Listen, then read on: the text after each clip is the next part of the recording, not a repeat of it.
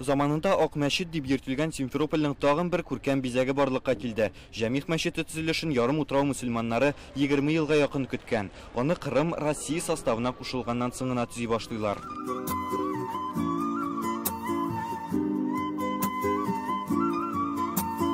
Ул тыштан зурлыгы белән гаҗәпләндерә. Мәчетнең манаралары 60 метрга җитә.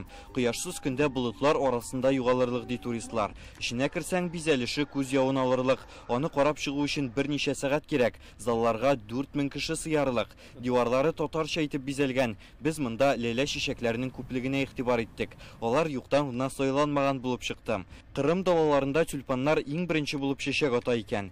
Бизәү проектын әзерләүдә Казан дизайнерлары да катнашкан. Васил Шейхразиев мәчетнең зауык белән ясалуына соклануын белдерде. Кырым мөфтие белән дуга кылдылар. Исламның Кырым татарлары тарихында туткан роле зур ди тарихчылар. Җәмигъ мәчетне яшь буынга тәрбия бирү урыны буларак кабул итәләр. Биредә китапханә белән мәдрәсә ачмакчылар. Динimiz, культурамыз, урф-гадәтебез, милли ирадәбез. Дин, гореф, гадәтләр, мәдәният саклана, моның өчен нигез дә бар. Шушындый объектлар төзүдә безгә ярдәм итә. Әлеге мәчет кешеләрдә милли үзаң тәрбияләү урыны булырга тиеш.